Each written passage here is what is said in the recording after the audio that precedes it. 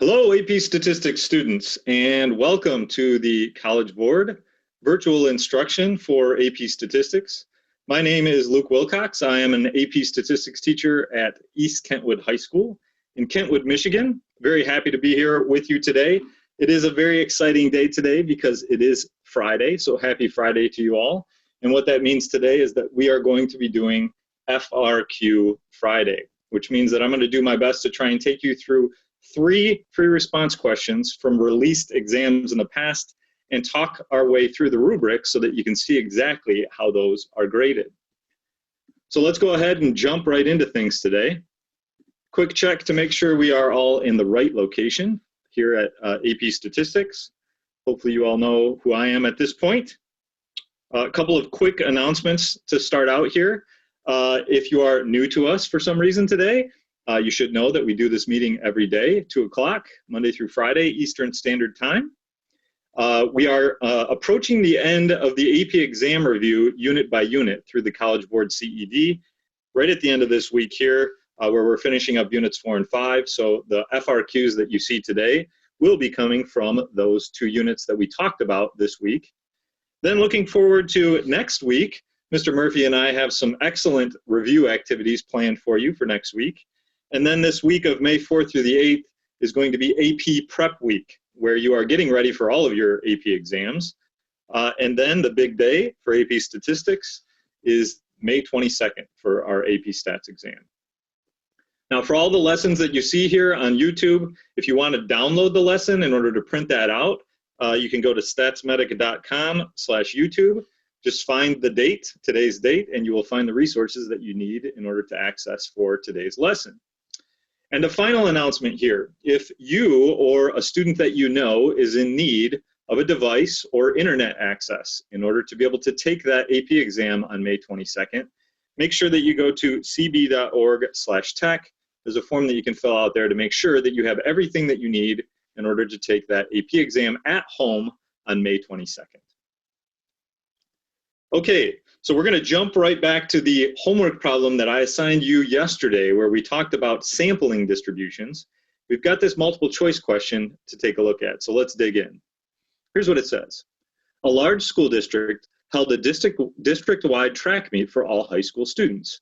For the 2-mile run, the population of female students participating had a mean running time of 8.8 minutes with a standard deviation of 3.3 minutes. Okay, let me pause right there. They're giving us the mean of the distribution for the females, and they're giving us the standard deviation of the distribution for the females. And the population of male students participating had a mean of 7.3 with a standard deviation of 2.9. So this 7.3 is going to be the mean for the males, and this 2.9 is going to be the standard deviation for the males. Now it says, suppose 8 female students and 8 male students who participated in the 2-mile run are selected at random from each population. Let X bar sub F represent the sample mean running time for the female students, and X bar sub M represent the sample mean running time for the male students. So here's the question. What are the mean and the standard deviation of the sampling distribution of the difference in sample means? So we know right away that we are in the world of means instead of the world of proportions. And it is also very clear here that this is a 2-sample problem rather than a 1-sample problem. So there's a couple of formulas that we're going to need to remember here. The first of which is how to calculate the mean for the difference in sample means. So the mean of X bar sub F minus X bar sub N is really just equal to the mean for the females minus the mean for the males. And we actually know those 2 values. They're given to us in the problem. The mean time for the females was 8.8 minutes, minus the mean time for the males was 7.3 minutes, which is going to give us a value of 1.5. So as I look at my answer choices here, this one is incorrect, this one is incorrect, so A and B are no longer options for us here. Now it appears that we have to find the standard deviation in order to get the correct answer here. So in order to get the standard deviation of X bar sub F minus X bar sub M, remember, this is where we want to add the variances, okay? So if I take the variance for the females, that would be sigma squared F over NF, and then I'm going to add the variance for the males, which would be sigma squared M over NM. And that gives me the variance. But I want to turn that back into the standard deviation. So now I need to take the square root of that whole thing. Well, now I just have to plug in the values that were given to us in the problem. So it's going to be the square root of the standard deviation for the females is 3.3 squared over the sample size of 8. And the standard deviation for the males is 2.9 squared over the sample size of 8. And so when I look at those remaining 3 choices there, I see an issue right here in answer choice C. We would not subtract the variances. We know we need to add the variances.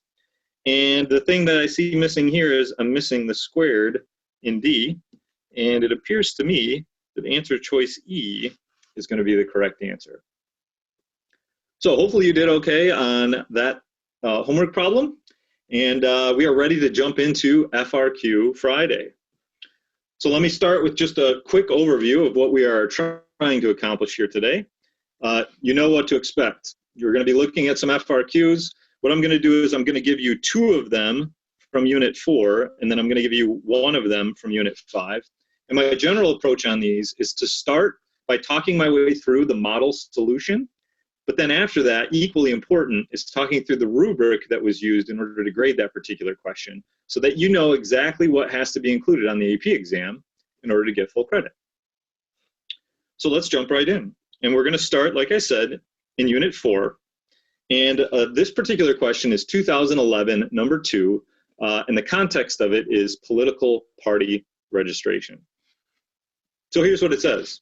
The table below shows the political party registration by gender of all 500 registered voters in Franklin Township. And so what I see here is a 2-way table. And I notice that we've got male, female over here. And then if I look across the top, it looks like we've got the particular political parties. I guess there's 3 of them, party W, X, and Y. And then also just to make sure that we note that this 2-way table has already calculated totals for us that we may need in order to solve some of these questions. So here's part A. Part A says, given that a randomly selected registered voter is a male, what's the probability that he is registered for party Y? Okay, this is a probability question, and it definitely sounds like a conditional probability because there is a given condition. And the given condition here is that the registered voter is a male. Now what that means is that this is really the only row that we need to look at, the row for males. So given that we are in that row, we want to know what's the probability that he is registered for party Y. In probability notation, what we're looking for is the probability that the person selected is in party Y, given that they are a male. Well, since we are given that they're a male, we only look at that row, which means that the total here is out of 200. So that goes in the denominator. And then in the numerator, we want to know of those 200 males, how many are in party Y? Well, it looks to me like there are 48 that are in party Y. And if I plug that into my calculator, that's going to give me a value of 0.24. Okay, on to part B. Among the registered voters in Franklin Township, are the events is a male and is registered for party Y independent? Justify your answer based on the probabilities calculated from the table above. Okay, we want to know if these 2 events are independent. So you have to think about the meaning of independent. What that means is knowing whether or not the first event has occurred does not change the probability that the second event has occurred. Well, we've already done a little bit of work on this, right? We've already calculated the probability that the person is in party Y given that they are a male. We did that in part A, and we know that's 0.24. So the natural question is, what if they weren't a male? What if they were a female? Would that change the probability that they are in party Y? So what we need to find out then is the probability that they're in party Y given that they're a female. Well, we can calculate that. This is just another conditional probability, but this time the condition is that they are a female. And so now my total is going to be out of 300. And of those 300 females, I can see that 120 are in party Y. So that's 120 out of 300, which is going to give me 0.40. Now, very clearly, I can see here that if I know that the person is a female, the chance that they are in party Y is increased quite a bit. It goes from 24% all the way up to 40%. In other words, knowing whether or not a person is male changes the probability that they are registered for party Y. This means that those two events are not independent. So let's make sure we answer the question here. The answer to the question is no, and then we need a good justification here. So I'm going to say, because the probability of party Y, given that they're a male, does not equal the probability that they are in party Y, given that they're a female, these two events are not independent. Okay, so let's move on to part C here, and here's what it says. One way to display the data in the table is to use a segmented bar graph. The following segmented bar graph, constructed from the data in the party registration Franklin Township table, shows party registration distributions for males and females in Franklin Township. And so we see the distribution for females as well as the distribution for males. And I think I can see our calculations here. This party Y here is for the females, and that's the 40% that we calculated in part B. And then this is party Y for the males, and that's that probability that we calculated in part A. And because those two were not equal to each other, we said that those two events were not independent. Now, the next part of the question says, in Lawrence Township, the proportion of all registered voters for parties W, X, and Y are the same as for Franklin Township, and party registration is independent of gender. So this is a different township, but in this township, the two events are independent. Complete the graph below to show the distribution of party registration by gender in Lawrence Township. Well, in order for these two events to be independent, then we know that the probability that they are in one of the parties, given that they're male or female, has to be the same. And so what we need to do then is we need to calculate the overall probability of being in each one of these parties up here. So I'm going to show my work down here, and what I'd like to find is the overall probability of being in party W. Well, if I look at my table up here, party W has a total of 88 out of the 500. So if we turn that into a proportion, 88 out of 500 is telling me that 0.176 are in party W. And if those two events are independent, that should be true whether they're male or female. It should be the same proportion that are in party Y. So down here in my segmented bar graph, party W there. We want party W to be 0.176. Well, maybe that's right about here. And I need that to be the same proportion for the females as it is for the males. So this little block in the segmented bar graph represents party W. And we're setting this up so that those two events are independent.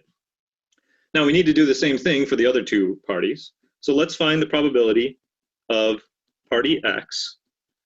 If I go back to my table, party X has a total of 244, and it's still out of this 500 here. So I'm going to do 244 out of 500, and that's giving me a probability of 0.488. Now, in order to draw that in the segmented bar graph, I actually need to know the total of these two. So the total of those two is 0.664, which would be, I don't know, about right here in the segmented bar graph.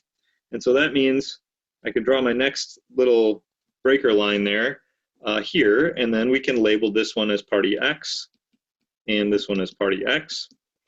And let's just go ahead and calculate that last probability, the probability of party Y.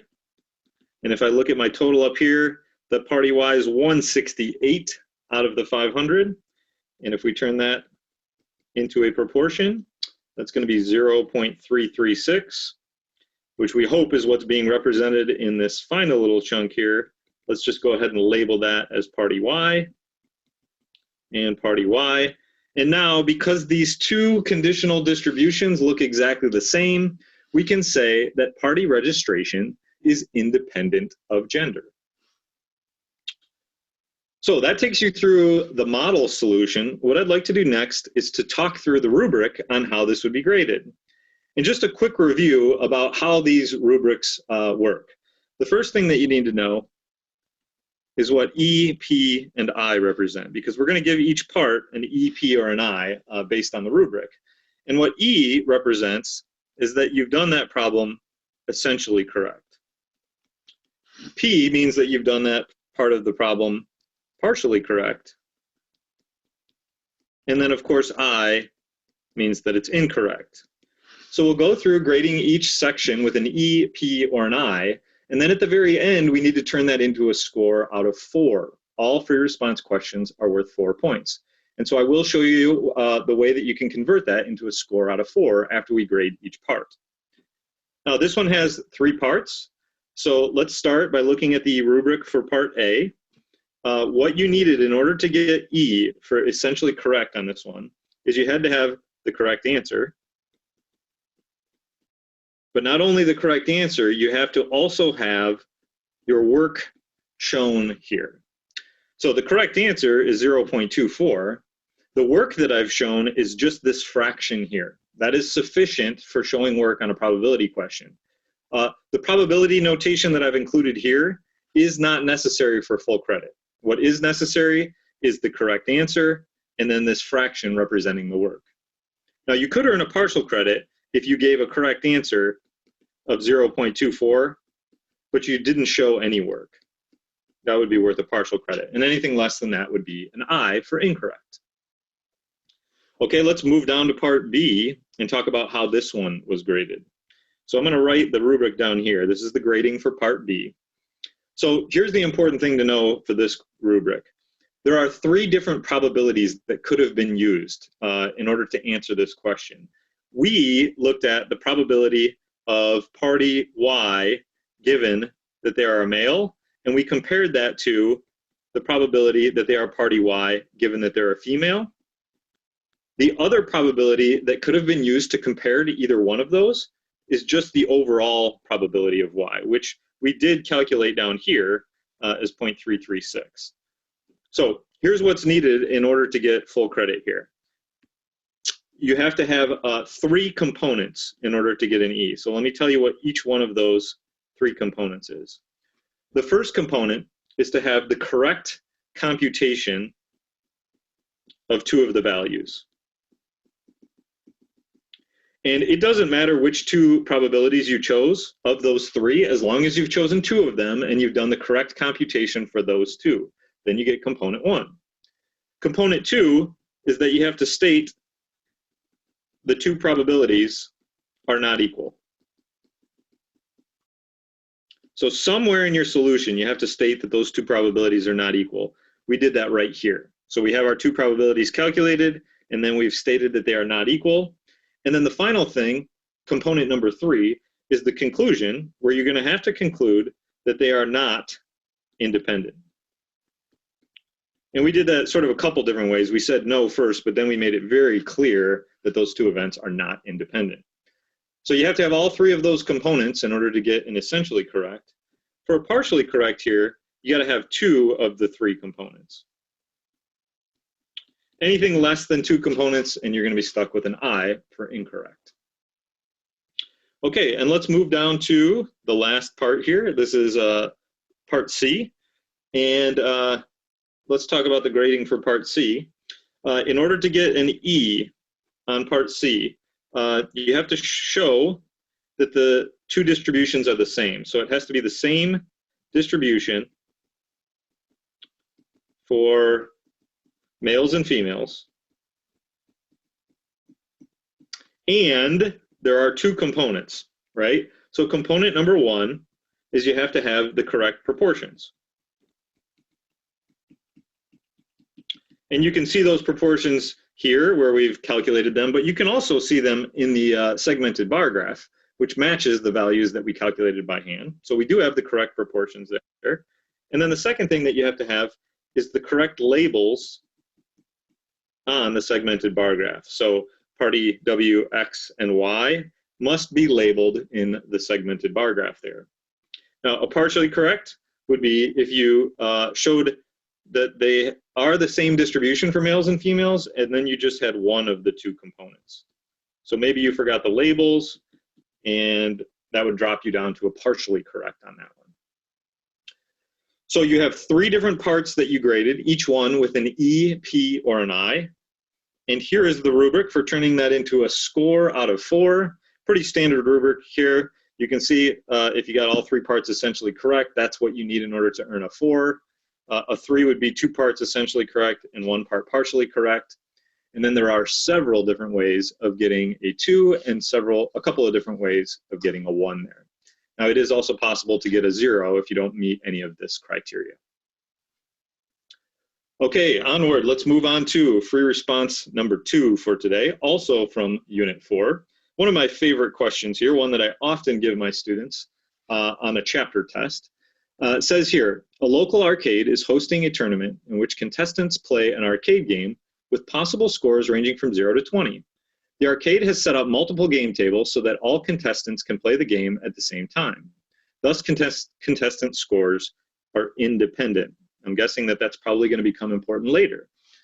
Each contestant's score will be recorded as he or she finishes, and the contestant with the highest score is the winner. After practicing the game many times, Josephine, one of the contestants, has established the probability distribution shown in the table. Crystal, another contestant, has also practiced many times. The probability distribution for her scores are shown in the table below. Part A, calculate the expected score for each player. Okay, well, I'm going to start by calculating the expected score for Josephine. What we have here, we have Josephine's distribution. We could think of this as being a random variable x, and then this as being the probability of each one of those values. And we know that we can calculate the mean, and I'm going to call it mean sub j, by just taking the sum of all of the x values and multiplying them by their respective probabilities. So in this case, we take each x value, like 16, and we multiply it by its probability, plus the second x value, 17, multiplied by its probability, and the third, and the fourth. And you type that into your calculator, and you're going to get an average value or an expected score of 17.7 for Josephine. Now let's do the same thing for Crystal. So for Crystal, it's going to be the mean of, I'm going to use a subscript of C here for Crystal. And we're just going to take each value and multiply it by its respective probability and then add those up. You only got 3 values to work with here. And sure enough, you plug this into your calculator and you are going to get exactly the same expected value for Crystal.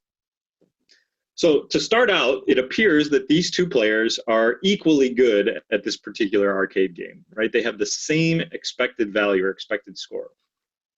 All right, let's move on to part B.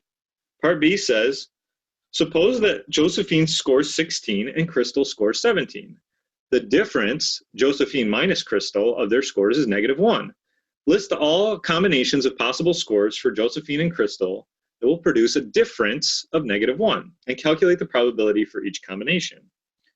Okay, they've already given us one here in the problem. They said if Josephine scores a 16 and Crystal scores a 17, then we would get a difference of -1. Well, we need to calculate the probability of that.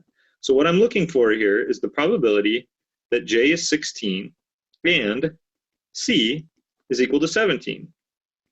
So this is an AND problem where we would think about multiplying probabilities, and they actually told us in the problem that their scores are independent of each other. So we just need to simply multiply these probabilities.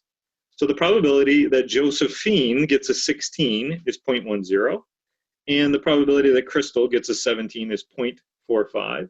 So this is just going to be 0.10 multiplied by 0.45, which is going to give me 0.045. Now, that is not the only way of getting a difference of -1. One of the other ways we could get a difference of -1 is if Josephine has a 17 and Crystal has an 18. 17 minus 18 would give me a difference of -1.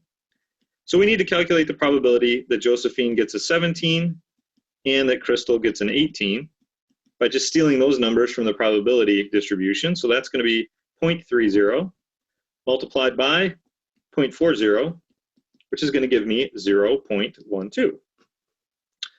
And there is one more possibility. That would be if Josephine scored an 18 and Crystal scored a 19.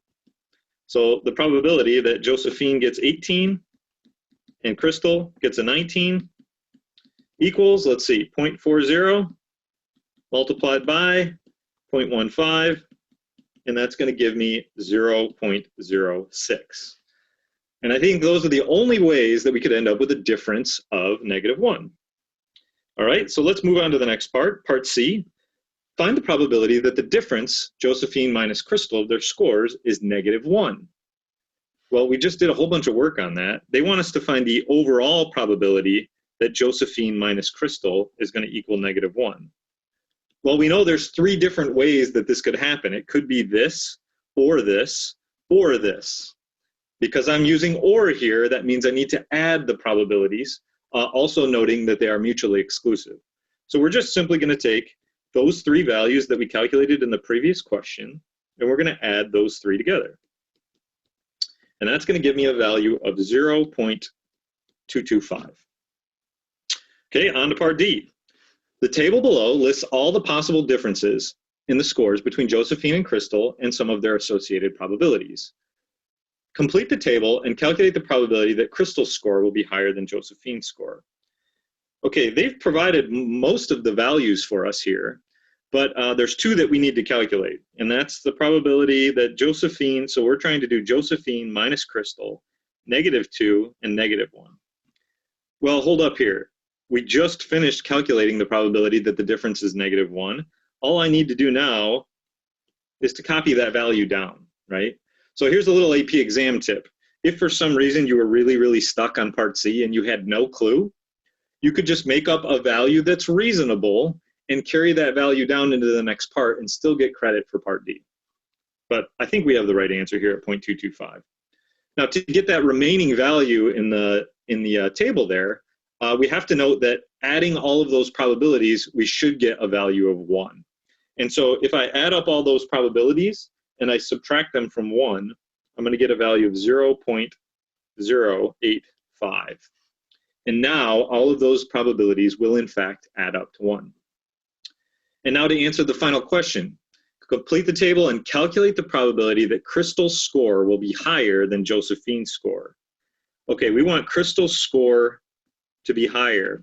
Well, if that second number is higher, when I subtract J minus C, I'm going to get a negative value. So what I'm really looking for here is the probability that J minus C is negative or less than 0.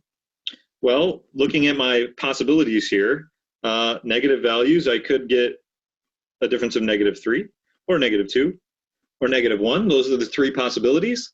They are all mutually exclusive, so we simply need to add those 3 probabilities together. 0.015 plus 0.085 plus 0.225 gives me a final answer of 0.325. So remember, at the beginning of the problem, we thought that these players might be equally likely to win this game because they had the same expected value, but it turns out that the probability that Crystal's score will be higher, that Crystal will win, is 0.325. Okay, now let's talk about how this one's going to be graded. And this one works just a little bit different than the previous problem that we talked about in the way that it breaks down. For the grading, we're going to call these sections. Section 1 is part A. Section 2 includes part B and part C. This is section 2. And then the third section includes all of the parts of part D there. This is section 3. For each one of the 3 sections, we are going to give it a grade of E, P, or I. So let's talk about what's needed in order to get an E, P, or an I on each one of these. So let's start with how we grade section 1, which is part A.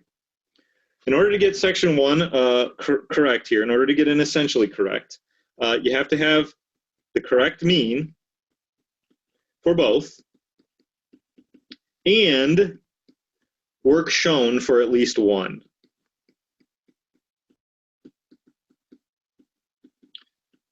So you don't have to have shown for both of them. You only have to have work shown for at least 1. And when I say work shown, it could be the actual calculation with the numbers, which is like what we showed here, or you could show a formula that counts as your work shown. Now, partially correct would be if you made like a little bit of a mistake. One of the mistakes that students often make is that they round expected values. You do not want to round expected values or a mean. You can leave that as a decimal. It should stay as 17.7, not 18.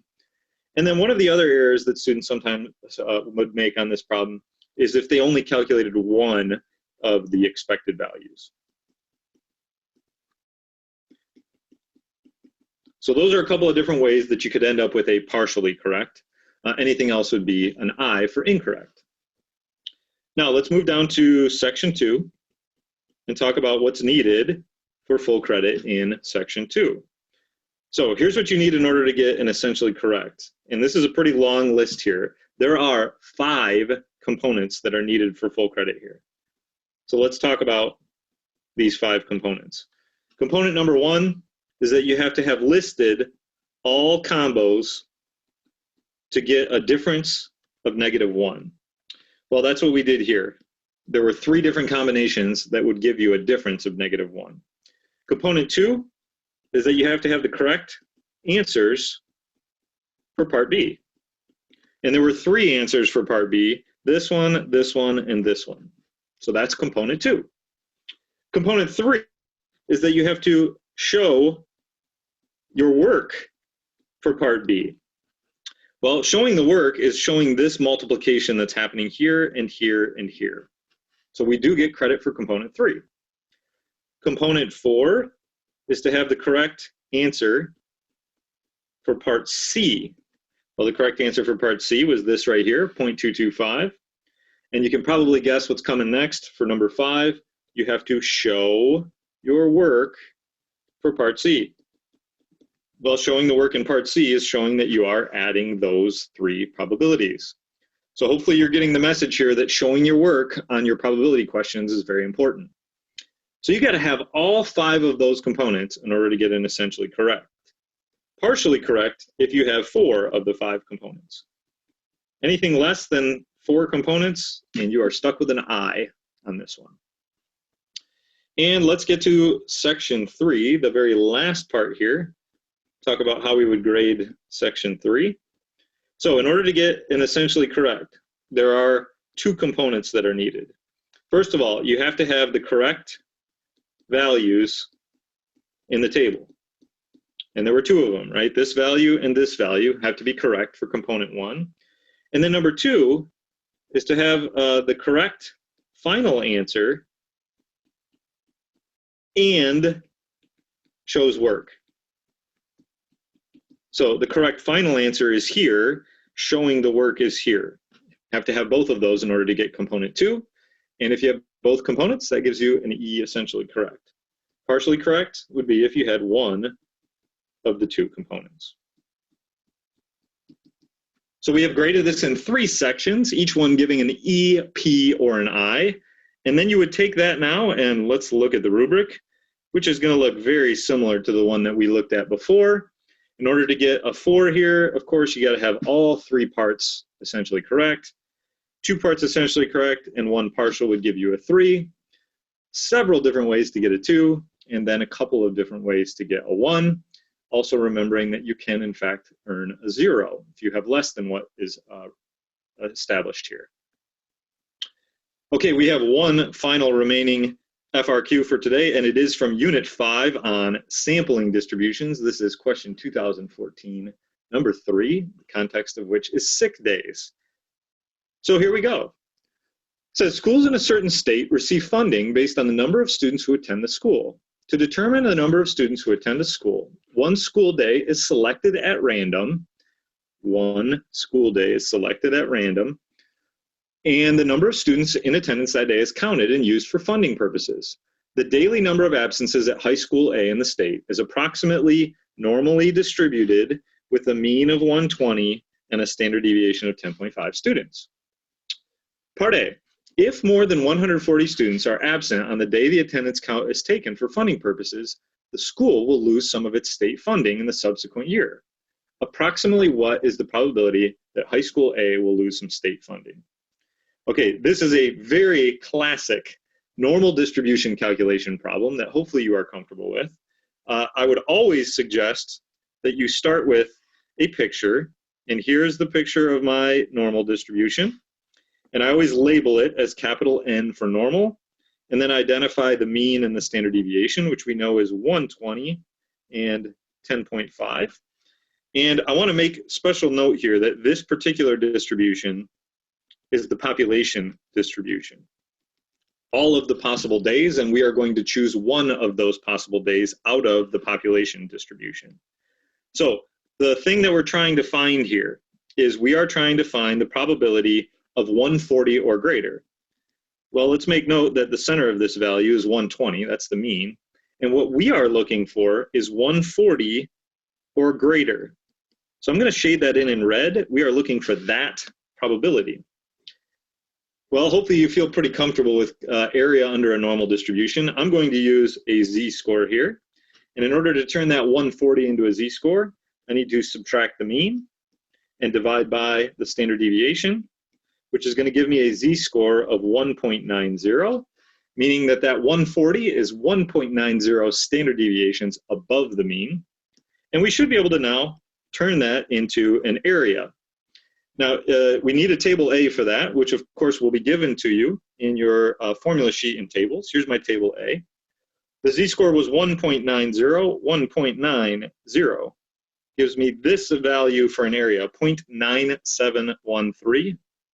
So let me go back, 0.9713. But remember, table A tells you the area to the left. We are looking for the area to the right. So I need to do 1 minus that value. And that's going to give me a final answer of 0.0287. Now, some of you may have been trained or are familiar with calculator function, which will do this same thing for you. So let me make note of that. The calculator function is normal CDF. If you were using this as work shown, you need to make sure that you clearly identify your inputs. So 140 up to some very, very large value with a mean of 120 and a standard deviation of 10.5. I'm going to label each one of those: lower bound, upper bound, mean, standard deviation. And the calculator is going to give you almost exactly the same answer here. 0.0284 would be the calculator answer. All right, let's move on to part B.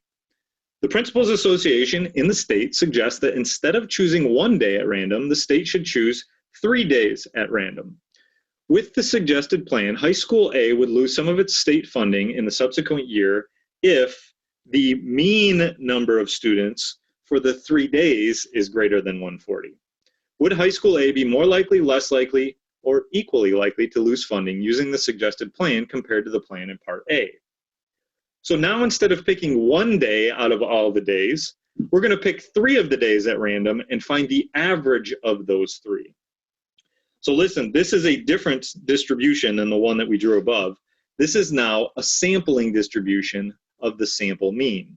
And we know that the sampling distribution should be less variable than the population distribution. So I'm going to draw it a little bit skinnier there, clearly identified as normal, and it will have the same mean as the population distribution, but the standard deviation is no longer 10.5. It is going to be 10.5 over the square root of n, which in this case is 3. So just in case you wanted to know, that gives us a standard deviation of about 6.06. So the difference between this distribution and the one above it is that now we are looking at the sampling distribution of the sample mean x bar. Now, we still want to know the probability of getting that 140 or greater. So we are looking for that area as our probability. I'm going to go through the same steps as I did just above. We're going to calculate a z-score. But of course, the z-score is going to be different now because my standard deviation is now 10.5 over the square root of 3. I'm going to get a z-score of 3.30, which means now we are 3.30 standard deviations above the mean, much farther above the mean, which I think means we're going to get an area that is much smaller. So let's go ahead and turn this into an area. Well, we're going to have to go back to our table here and we need 3.30 this time. So let's see, 3.30 is 0.9995. Once again, we subtract that from 1, and that is going to give me a very small area here of 0.005 as a final answer. Now, very important here, we need to make sure that we answer the question being asked, which is we want to know if it's more likely, less likely, or equally likely to lose the funding. Well, this probability we got here is much, much smaller. So we want to make it very clear here that the answer is less likely. And let's make sure we give a good justification here. Because the probability that we just calculated, 0.005, is much less than the probability we calculated in part A, 0.0287. All right, and let's move into part C, which says a typical school week consists of the days Monday, Tuesday, Wednesday, Thursday, and Friday. The principal at high school A believes that the number of absences tends to be greater on Mondays and Fridays, and there is a concern that the school will lose state funding if the attendance count occurs on a Monday or Friday. If one school day is chosen at random from each of the 3 typical school weeks, what's the probability that none of the 3 days is Tuesday, Wednesday, or Thursday? So we want to know the probability that none of the 3 days chosen are Tuesday, Wednesday, or Thursday. Well, what that really means is that the first day that is selected is not Tuesday, Wednesday, or Thursday, and the second one selected is not, and the third one selected is not. Well, this is an and problem, and we can say that each of these days is independent, so we need to just multiply probabilities. So the probability that the first day is not Tuesday, Wednesday, or Thursday, well, that leaves me with only 2 days out of 5, right? Monday and Friday. And then that second being not Tuesday, Wednesday, or Thursday, of course, is going to be the same. And the third is the same. And because they are independent, we can multiply those 3 probabilities. And that's going to give me an answer of 0.064. So that takes care of our model solution. Let's now move to the rubric that's used to grade it. Pretty straightforward here, 3 parts, part A, B, and C. Each one has its own rubric for giving an E, P, or an I. So let's start with part A. In order to get a full credit, E, in part A, there are 3 components. Component number 1 is that the student has to clearly identify that they're using a normal distribution, and then also identify the parameters, which would be the mean and the standard deviation. Now, we've done that in a couple of different ways. Right here, we actually took care of everything. We've got the normal distribution, and then we have our 2 parameters. The other way that students can get credit, if they are calculating a z-score, and they have clearly shown where they put in the mean and the standard deviation, that would also give them credit for component 1. And even if they use the calculator function, here's your normal, here's your 2 parameters, so they still get credit for component 1. Component 2 is to clearly establish what they call the boundary value. Well, the boundary value is this value right here, 140, which you see here and here, also shown in the calculator function there. And then, of course, the third is you got to have a correct answer on this one. And either the answer from table A or the answer from the calculator would be acceptable as a correct answer. All 3 components get you an E for this one. For a partial, you got 2 of the 3 components. Okay, let's move to part B. In order to get an essentially correct in part B, well, first of all, you have to clearly say or answer the question, right? The answer to the question is to say less likely, and you have to have the following 2 components. Component number 1 is you have to have calculated the correct probability. And the correct probability here is the 0.005. And then number 2, you have to compare this probability to the probability in part A. Well, that's what we've done right here by making the comparative statement that that value is less than the value calculated in part A. Now, partial credit on this one is if you missed component 2. Now, there was another way described in the rubric in order to get full credit here on part B that had 3 components. Number 1, somewhere you had to clearly identify that this is the sampling distribution for sample means, as opposed to the population distribution. 2, you had to say that the mean is the same as the mean of the population at 120. And 3, you had to state that the standard deviation of the sampling distribution is less. That was the other way that you could get full credit. Without actually doing the whole calculation, you could have just explained in words what's going on in this picture. And then the third part, part C here, in order to get an essentially correct. Pretty straightforward here. You got to have the correct answer. And guess what? Shows work. We're definitely seeing this trend amongst the probability questions. So this, of course, would count as showing our work, and this would be our correct answer. Partially correct is if you have the correct answer and no work. There is one other way you could get a partial credit. If you use the multiplication rule like we did here, but maybe you had the wrong probability there, at least you understood that you were supposed to use the multiplication rule here, and you could still earn a partial credit on that one. So we've got our 3 components there, or our 3 parts that we've graded E, P, or I. We need to now convert that into a score out of 4. And I think that this rubric is going to look very similar to the first 2. All 3 parts essentially correct for a 4, 2 parts essentially correct, and 1 part partial for a 3, and then several different ways of getting a 2, a couple of different ways of getting a 1, and even a possibility of getting 0. So that was pretty quick. We hustled through 3 FRQs along with the rubrics for those 3 FRQs. Listen, I hope that that was beneficial for you to see how those are going to be graded by the graders. If this was beneficial to you, please give me a thumbs up there in YouTube. It is Friday, so I wish you all a happy weekend. We will be back again on Monday, and I look forward to seeing you all next week.